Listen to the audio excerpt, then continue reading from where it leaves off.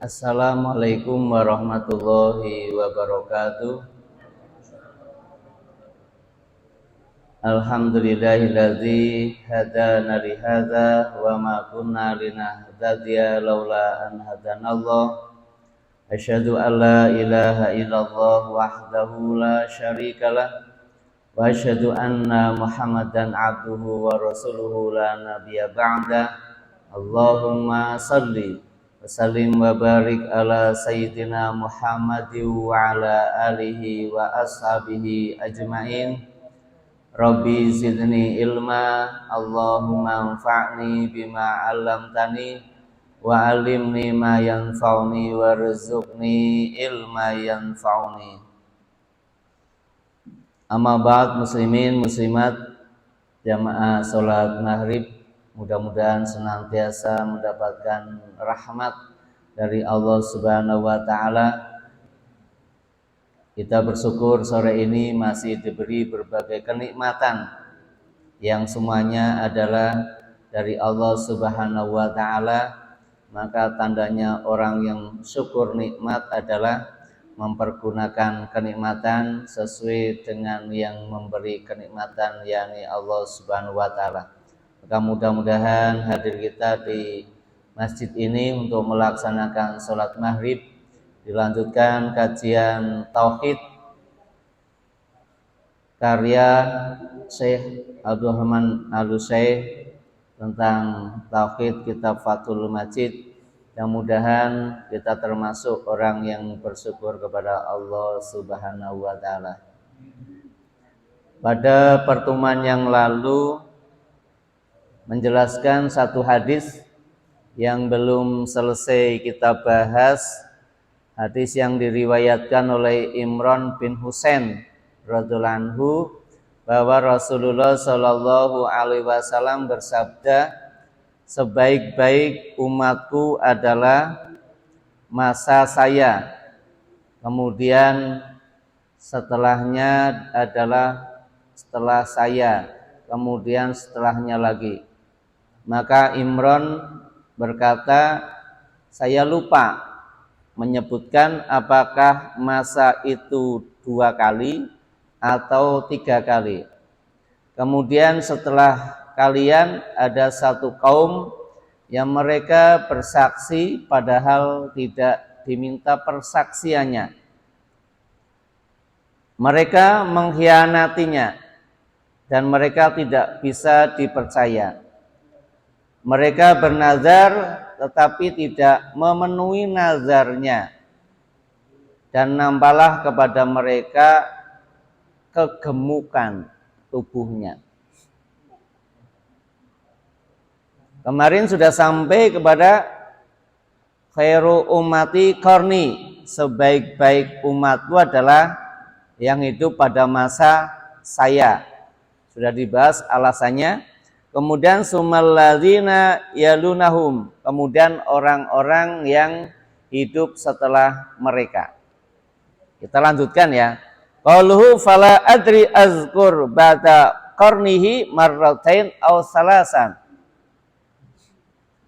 Imran bin Husain radhiyallahu anhu menyebutkan dalam hadisnya, saya agak lupa,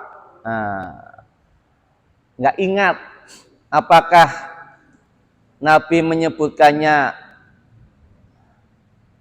masa itu marrotain atau salasan. Generasinya adalah generasi hanya sampai kedua atau sampai ketiga. Hadza sakun min rawil Haris Imran bin Husain radhiyallahu anhu. Ini adalah keraguan-raguan. Ragu-ragunya perawi hadis yaitu Imran bin Husain radhiyallahu anhu. Ragu-ragu apakah Nabi mengatakan hadisnya khairu ummati qarni sumalladzina yalunahum sumalladzina yalunahum, apa hanya sampai 2 saja. Beliau ragu-ragu. Maka dalam kitab ini dijelaskan hadza syakun min rawin. Jadi periwayat hadis ini adalah dia ragu-ragu.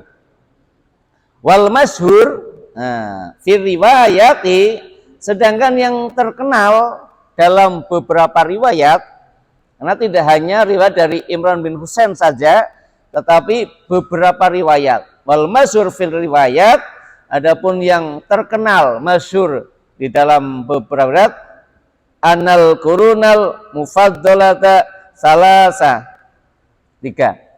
Nah, dalam hadis dijelaskan masa yang utama itu ada 3 masa. Jadi kalau yang masyhur 3 kali berarti sabda Nabi, khairu ummati qarni, masa saya dengan sahabat ya. Summal ladzina yalunahum, kemudian setelah mereka siapa? Tabi'in. Summal ladzina yalunahum, kemudian setelah mereka lagi. Nah, maka hadis yang masyhur adalah 3. Tapi kalau ada orang menyebutkan cukup 2 masa, berarti hadis yang diriwayatkan oleh Imran bin Husain ya. Nah, terkadang kemampuan dari masing-masing sahabat itu berbeda. Atau Nabi berkata di sana dengan kalimat begitu, di sana dengan kalimat yang lain ya. Nah, itu sering terjadi karena sesuai dengan kondisi situasi saat itu. Maka kita belajar hadis itu harus lihat sejarah ya, pendekatan sejarah harus tahu. Tidak boleh hanya sekedar membaca hadis, terjemahkan ini yang dipahami. Nah, ini cukup berbahaya. Karena ilmu sejarah ya, orang mengatakan historical approach ya, pendekatan sejarah itu membantu kita memahami agama secara utuh. Dengan belajar sejarah, maka kita bisa memahami agama ini lebih utuh lagi.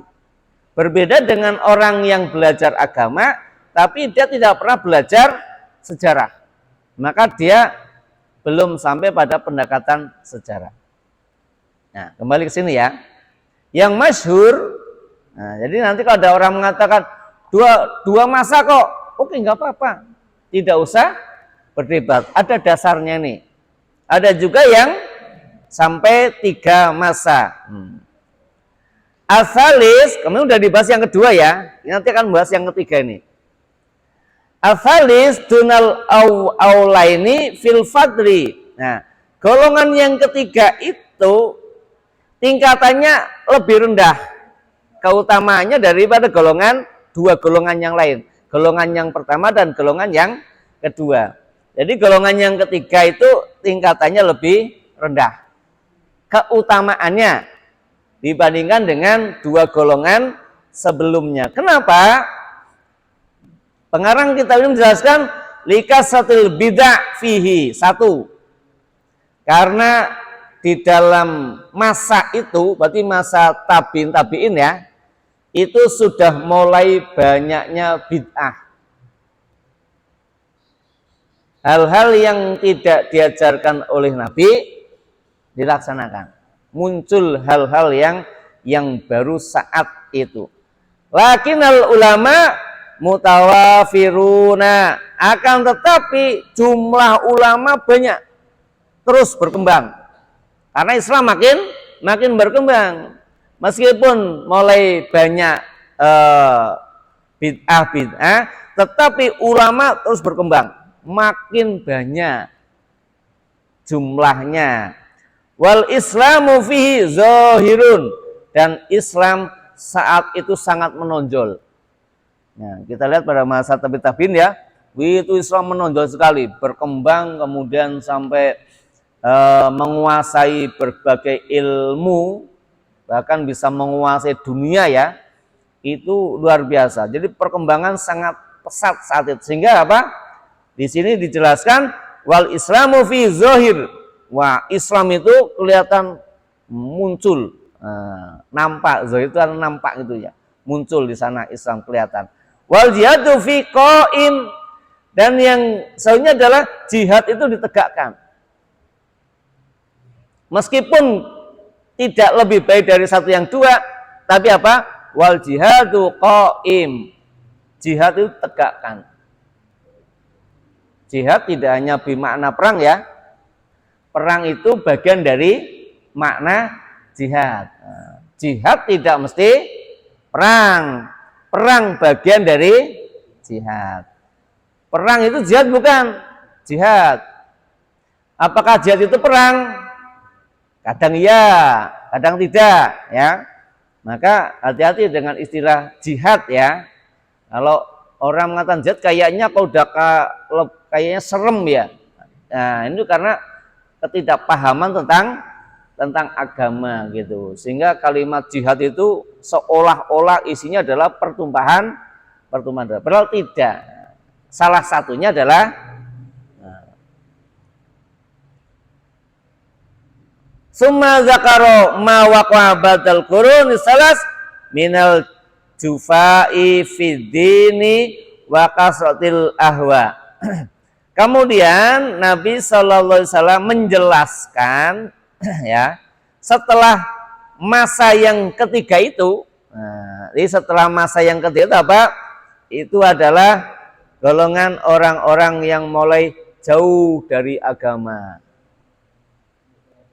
Wa kasratil ahwa, banyak sekali memperturuti hawa nafsunya. Ini sudah mulai baik, sudah tidak generasi terbaik ya. Setelah generasi 1, 2, dan 3, maka pasca itu menurut pemahaman kitab ini mulai menjauhlah dari agama. Umat Islam sudah mulai menjauh. Nanti dasarnya apa dicari ya.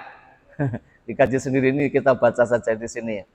Dan sudah mulai banyak sekali orang memperturuti hawa nafsunya. Sudah tidak mulai mengedepan agama, sudah tidak mulai lagi orang mulai berjihad, tidak lagi orang sudah mulai mengutamakan Allah dan Rasulnya, tapi mulai hawa nafsunya diperturutkan.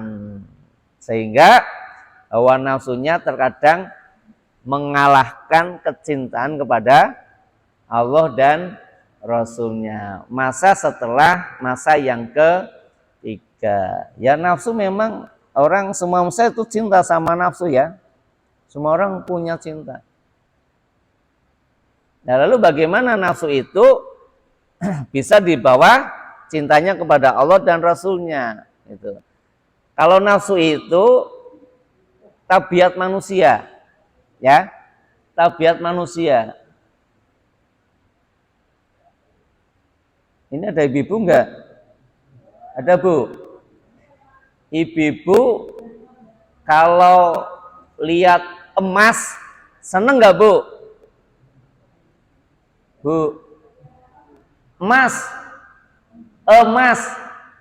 seneng enggak sama emas? Waduh ini enggak jujur ya.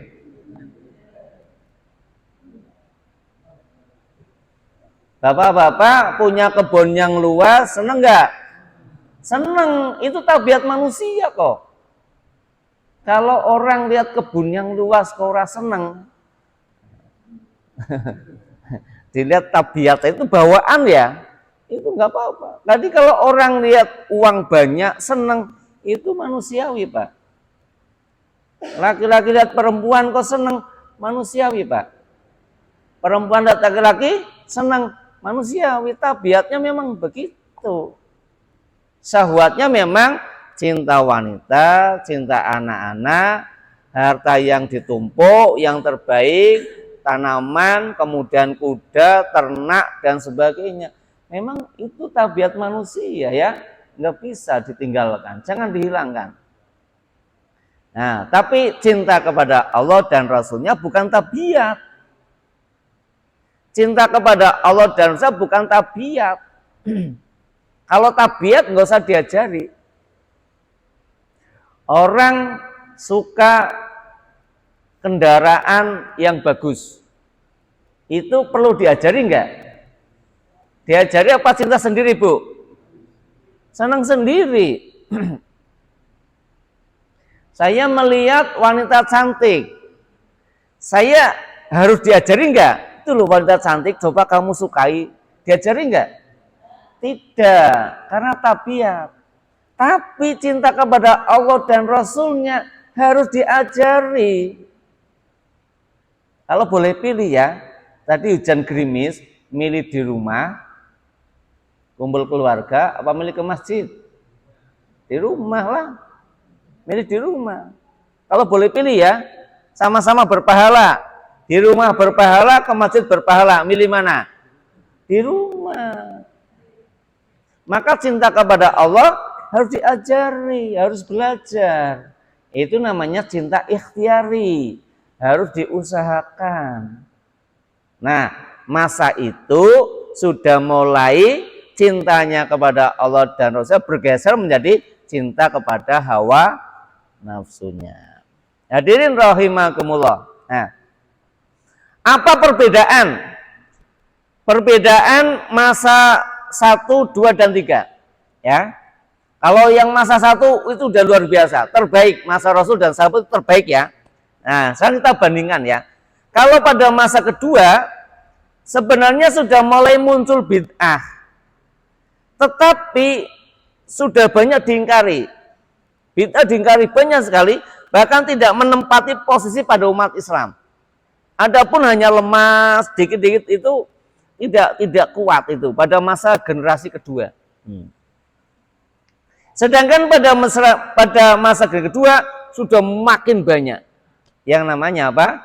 Bid'ah, dan mereka sudah mulai meninggalkan agama, mereka lebih memperturutkan hawa nafsunya. Ya, itu perbedaannya singkatnya. Lanjut. Faqala summa inna ba'dakum qauman yasyaduna wala yustasyaduna. Nah, setelah generasi ketiga ya, nanti akan muncul pada masa itu yaitu kaum yang suka bersaksi sedangkan mereka tidak dimintai persaksian. Orang senang bersaksi atau menjadi saksi padahal dirinya tidak diminta persaksian. Apa maksudnya? Listifafihim bi amris syahadati wa adama tahrihamu wa adama tahrihim lisidqi. Dua alasan. Kenapa mereka suka menjadi saksi atau suka bersaksi padahal nggak diminta? Ya, ingat saudara. Yang pertama, karena mereka meremehkan perkara persaksian. Meremehkan. Kalau orang sudah meremehkan, tidak diminta jadi saksi, minta jadi saksi. Atau tidak diminta, ya tetap bersaksi. Kenapa? Meremehkan persaksian. Padahal syahadah itu, persaksian itu adalah pertanggungjawabannya tidak hanya di dunia, tapi di akhirat. Kalau sampai di dunia menjadi saksi palsu, dusta, nah nanti sudah urusannya akhirat, nggak bisa dibayar. Di dunia mungkin ditebus ya, nah, tapi di akhirat nggak bisa. Nah, meremehkan, maka mohon maaf ya, kita jangan mudah jadi saksi dalam urusan perkara ya. Dalam perkara, kalau memang kita diminta betul dan kita tahu permasalahannya dan kita berani berkata jujur sesuai dengan fakta, lakukan. Tapi kalau tidak, nah, apalagi orang tidak tahu apa-apa jadi saksi, itu berat sekali. Nah, ini namanya meremehkan saksi. Yang kedua, tidak ada upaya untuk berlaku jujur. Tidak ada upaya yang kedua. Pokoknya jadi saksi lah. Nanti dapat apa gitu. Soal jujur nomor 2. Soal benar nomor 2. Yang penting saya jadi saksi. Nah, bisa membantu orang lain atau dirinya bisa dibantu.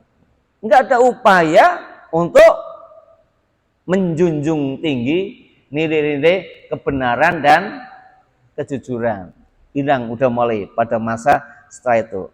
Sedangkan wadzalika liqillati dinihim wa dha'fi islamim. Kenapa itu terjadi? Karena sedikitnya pemahaman agama mereka dan lemahnya Islam mereka. Pemahaman agama lemah. Jika Allah menghendaki seorang hamba kebaikan, maka Allah akan kasih kefakihan orang itu dalam urusan agama.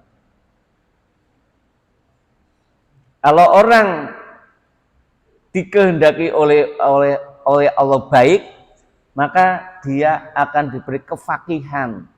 Indikasinya apa? Suka ngaji. Nah, ya, kamu suka ngaji. Itu Allah kehendaki kebaikan sebenarnya itu. Ya walaupun di sini mendengarkan, besok lupa lagi, nggak apa-apa ya.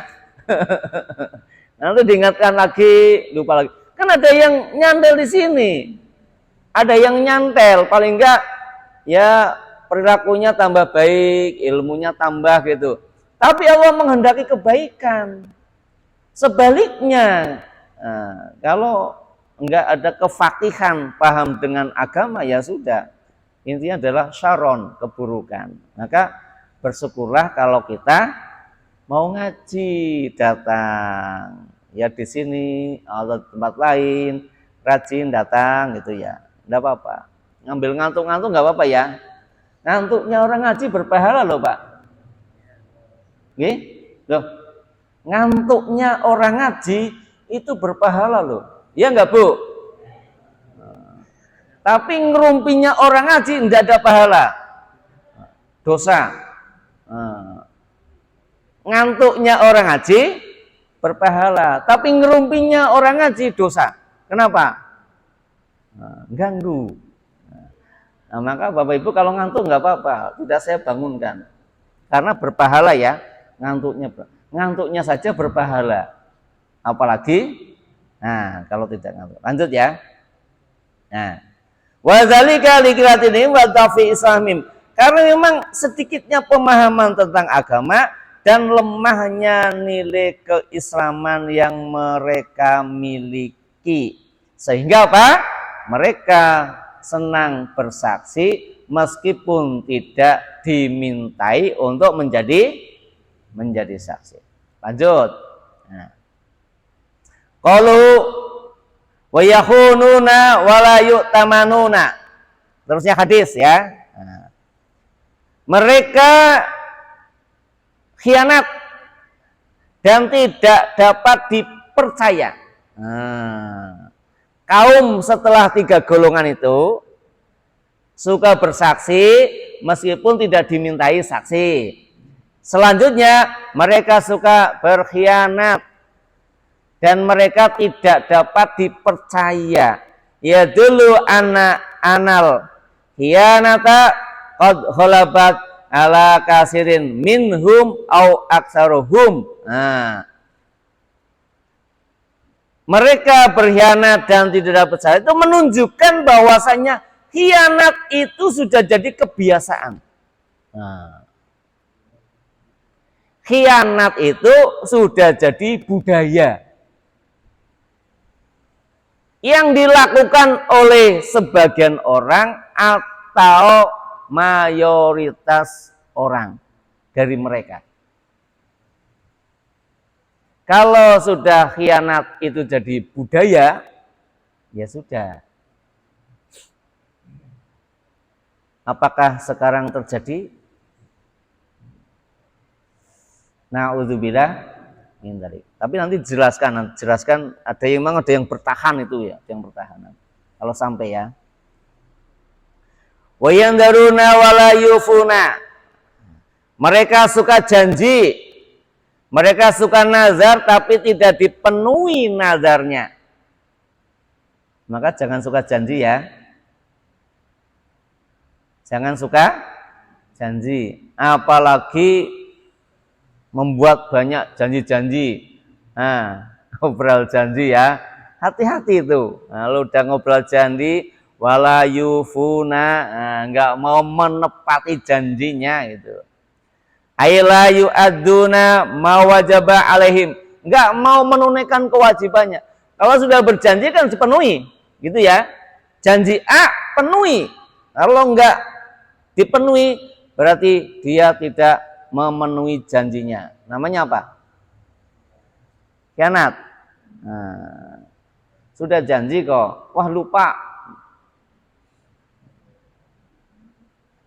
Wa zahuru hadhil amali zamimat yadullu ala dha'fil islamihim wa adama imanihim. Nah, kalau sudah demikian, maka yang nampak adalah amalan-amalan yang rendah, yang hina, sehingga menunjukkan lemahnya Islam mereka dan hilangnya iman pada diri mereka. Loh, orang janji enggak dipenuhi, kata ulama ini ya, musannif ini, berarti apa? Islamnya lemah, hilangnya iman. Coba. Maka Bapak Ibu rahimakumullah, kalau janji tolong ya, ingat itu kalau udah pernah janji. Harus penuhi, bagaimanapun caranya penuhi. Agar apa? Menunjukkan Islamnya kuat dan imannya tetap ada. Sedangkan orang yang suka berjanji tidak memenuhinya, berarti menunjukkan bahwa perilaku zamimah, perilaku yang hina rendah itu menunjukkan lemahnya keislaman mereka dan tiadanya keimanan yang ada pada mereka. Qalu wa yarwi musiman, yang terakhir kalimatnya, tampak pada badan mereka kegemukan. Badannya gemuk. Sini nggak ada yang gemuk ya. Tapi yang gemuk tidak menunjukkan sana ya. Enggak. Kan ada orang memang bodinya gemuk ya. Ada yang orang bodinya memang dari kecil memang kecil loh. Makan banyaknya tetap kecil ya. Orang gemuk dari kecil tidak makan saja terus gemuk besar gitu ya. Bukan itu maksudnya ya. Jadi jangan sampai kita menafsir orang gemuk mesti ke sana, tidak. Jangan, ya hati-hati. Hati-hati ya. Apa maksudnya? Lirahbatin fid dunya, maksudnya mereka cinta banget sama urusan dunia. Tuh. Bukan karena kelihatan badannya gemuk gitu ya. Jadi hati-hati menafsiri hadis. Maksudnya di dalam tubuh mereka kelihatan gemuk, maksudnya apa? Mereka sangat cinta dengan urusan dunia. Nah, kalau ada profilnya orangnya kecil, tetapi urusan dunia cintanya banget, masuk kategori ini enggak? Masuk. Kelihatan kegemukan. Gemuk bukan fisiknya. Nah, kecil tapi dunia nih, wah senengnya luar biasa. Irahbatihim fid dunya, seneng pada mereka dalam urusan dunia. Tapi ada orangnya gemuk ya? Enggak begitu cinta dunia, sekedar sajalah untuk kendaraan masuk ke akhirat. Masuk kategori ini enggak? Tidak. Jadi hati-hati ya. Nah, ini maksudnya kita ngaji itu begitu. Maksudnya kalau kita enggak ngaji, hanya baca hadis sama terjemah, berarti pemahaman kita apa? Orang yang gemuk berarti orang yang suka berkhianat, orang yang suka janji tapi diingkari. Pemahamannya gitu ya? Pasti. Tapi setelah dikaji tafsirnya bukan demikian. Wa nailu syahwatihim wa tan'im biha. Yang kedua, memperturuti hawa nafsu dan berbagai kenikmatan. Maksudnya siman, kegemukan itu adalah satu, cinta banget urusan dunia. Yang kedua, cenderung, nail itu condong atau mendapatkan. Dia lebih cenderung kepada mengikuti hawa nafsu dan sesuatu yang nikmat. Berarti sudah pragmatis. Kalau sesuatu ini menguntungkan, saya ikut. Tuh. Ini kayaknya enggak menguntungkan, saya tinggal. Nah, ngeri nih ya. Itu namanya udah kegemukan. Orang yang nampak gemuk itu siapa? Orang yang suka melihat sesuatu yang pragmatis, itu menguntungkan, mengenakan, ambil. Kemudian ketika kayaknya ndak, pindah ke sana. Itu ya, itu namanya apa? Siman. Nah, nampak. Nah, itu berarti kegemukan itu. Bukan fisiknya yang gemuk, tapi suka memperturuti hawa nafsunya, dan dia lebih suka kepada sesuatu yang kenikmatan. Kenikmatan dunia maksudnya ya, nikmat dunianya. Kalau yang urusan masalah perjuangan jihad, sing rekoso gitu ya, ndak mau lah, ndak mau. Wa flatihimul anidaril akhirati wal amalu zalaha. Kemudian apa? Mereka melupakan kampung akhirat. Jadi yang dinamakan badannya kegemukan itu dia sudah lupa akhirat. Walaupun badannya kecil, tapi nggak pernah mau yang namanya ibadah, berarti namanya siman. Apa? Badannya kegemukan, walaupun fisiknya kecil. Tuh. Enggak, kalau orang sudah melupakan dunia, sudah melupakan akhirat ya, anidaril akhirati. Nah, kemudian apa? Tidak hanya melupakan. Kemudian apa? Amalan-amalan yang dilakukan menunjukkan lupa kepada akhirat. Nah, amalan yang dilakukan menunjukkan lupa kepada akhirat. Dia itu nggak tahu kalau perbuatannya itu menunjukkan lupa dengan akhirat. Karena apa? Kegemukan itu maksudnya. Sudah cintanya sama dunia banget, memperturuti hawa nafsunya, dia kemudian melupakan kampung akhirat, dan perilakunya itu menunjukkan betul perilaku yang menunjukkan lupa kepada kampung akhirat. Itu pemahamannya. Bisa dipahami ya? Yang dinamakan kegemukan itu ada berapa sifat?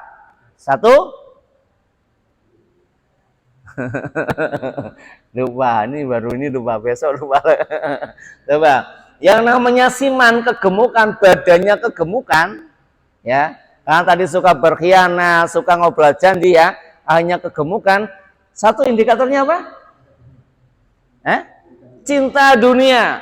Gandrung banget urusan dunia, seneng, langsung respon. Yang kedua, memperturuti hawa nafsunya. Yang ketiga, apa? Yang ketiga apa? Melupakan akhirat, dan perbuatan-perbuatannya menunjukkan memang dirinya lupa kepada akhirat. Ada 3 kriteria gemuk ya. Gemuk di sini maksudnya. Wa fi hadisin Anas, dalam hadis yang diriwayatkan oleh Anas, la yati 'alan nasi zamanun illa walladhi badu syarrun minhu hatta talaqau rabbakum.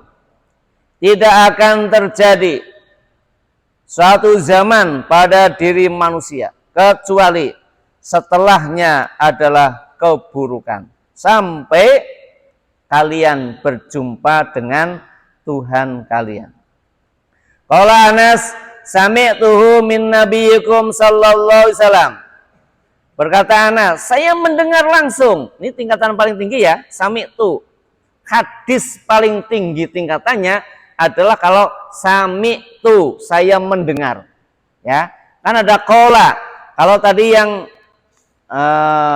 depan siapa? Husain, Imran bin Husain, qala Rasulullah ya. Dia berkata Rasulullah, itu kalah dengan hadis Anas, sami'tu, berarti saya mendengar. Berarti kalau bukan sami'tu, bisa jadi Imran bin Husain tidak mendengar langsung. Ya. Tetapi bisa dari orang lain, bisa dari sahabat lain. Tapi kalau Anas, sami'tu, sami'tuhu min nabiyyikum sallallahu alaihi wasallam. Saya mendengar hadis itu dari Nabi kalian sallallahu alaihi wasallam. Berarti itu sudah paling tinggi. Berarti betul-betul beliau mendengarkan. Jadi kalau ada Hadis sami itu pilihan, tapi jarang, ya. Banyak tapi jarang. Biasanya kola gitu ya. Fama zala syarru yasidu fil ummati hatta zara sirka wal bid'ah fi katsirin minhum hatta fi man yantasibu ilal ilmi wa yatasaddaru li ta'limi wa tasnif. Anas menjelaskan begini, keburukan akan terus ada dan bertambah pada umat ini sampai muncullah atau menonjollah bentuk-bentuk kesyirikan, bid'ah yang terjadi pada kebanyakan manusia, sampai kepada orang yang dianggap berilmu pun larinya ke sana dalam pembelajaran maupun dalam penulisan. Berarti hati-hati. Hati-hatinya apa? Orang yang dianggap berilmu pun sampai pada terjerumus kepada kesyirikan dan kebid'ahan. Nah, kalau sudah ke sana, umat mau dibawa kemana? Wa hadza tafarruqa wal ihtilafi fid dini au hadzal hulwa fi alil bait. Nah, penjelasannya. Mulai muncul tafarruq, perpecahan di antara umat manusia. Wal ikhtilaf, perselisihan. Perpecahan umat Islam muncul. Ikhtilaf, perbedaan-perbedaan muncul. Bahkan mulai munculnya al-huluwu fi ahlil bait, mengkultuskan kepada ahlul bait. Ahlul bait siapa? Keluarga keturunan Rasulullah Shallallahu Alaihi Wasallam. Kita harus memuliakan, tetapi dilarang mengkultuskan. Ini terjadi. Nah, kita memuliakan kepada keluarga Rasul Sallallahu Alaihi Wasallam, tapi tidak boleh mengkultuskan melebihi dari seorang hamba Allah. Harus beda. Nabi saja tidak mau dikultuskan, apalagi yang kita memang suruh memuliakan ahlul bait, tapi nggak boleh mengkultuskan, nggak boleh mengkultuskan. Apa maksudnya? Setiap yang dikatakan pasti benar itu tidak boleh, ya, tidak boleh. Na'udzubillah min dzalik. Mudah-mudahan kita terhindar dari perbuatan yang demikian. Wa ma sala alusuna alal haqqi walakin kasabidai wal ahwa hatta adal ma'rufu munkaran wal munkaru ma'rufan. Ya Allah, ya. Nah, tetapi ahlu sunnah, orang yang berpegang kepada sunnah akan selalu ada. Walaupun muncul banyak sekali ya. Kata beliau, akan selalu ada ahlu sunnah, yaitu orang-orang yang berpegang dengan sunnah, alal haqqi, berdasarkan kebenaran, meskipun banyak muncul bid'ah dan memperturuti hawa nafsunya, sehingga yang ma'ruf dianggap mungkar dan mungkar dianggap ma'ruf. Coba. Ini sangat tajam ya untuk kita, tidak semuanya. Kalau sudah ma'ruf dianggap mungkar, yang mungkar dianggap ma'ruf, sudah tidak ada lagi kebenaran hakiki. Al-haq sudah nggak ada lagi. Kenapa? Kita nggak paham. Kenapa? Karena yang benar dianggap batal, yang batal atau batil dianggap benar. Ini masa terus berjalan ke sana, Pak. Tapi ingat, kata beliau, wa ma zala ahlus sunnati alal haqqi, akan tetap ada orang-orang yang tetap berpegang teguh kepada sunnah Rasul Sallallahu Alaihi Wasallam. Saya mau bertanya?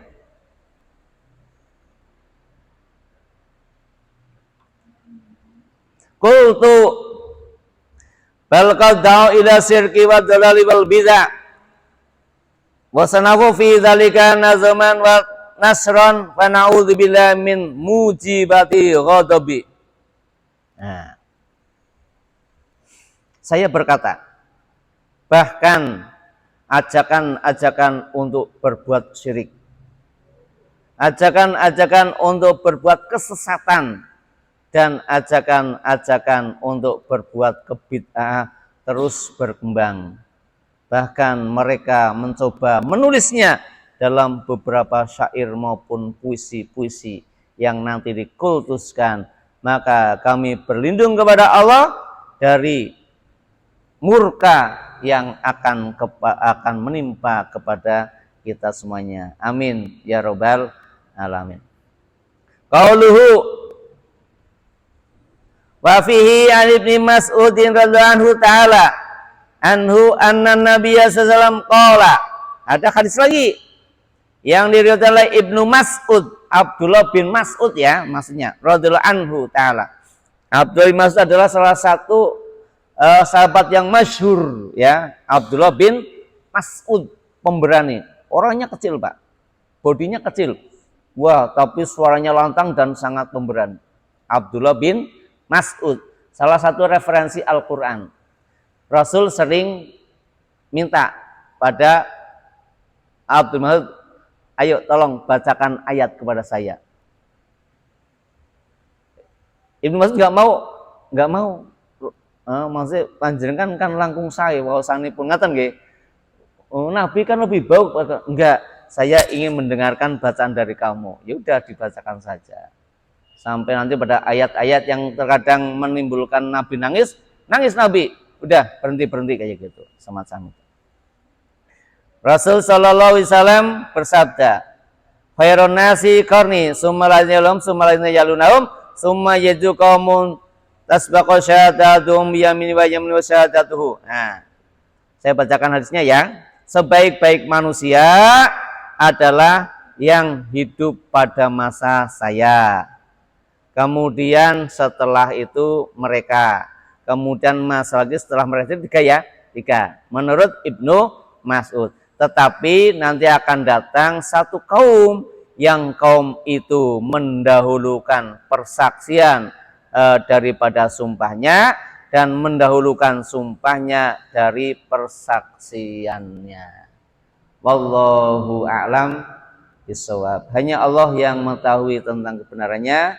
Kita mencoba untuk mengkaji sebagian kecil ya dari syariat yang Allah wahyukan kepada Nabi Muhammad SAW. Kemudian kita termasuk orang yang dikehendaki kebaikan oleh Allah sehingga ada kefakihan, kepahaman dalam urusan agama. Amin ya robbal alamin. Subhanakallahumma wa bihamdika asyhadu an la ilaha illa anta astaghfiruka wa atubu ilaik. Wassalamualaikum warahmatullahi wabarakatuh.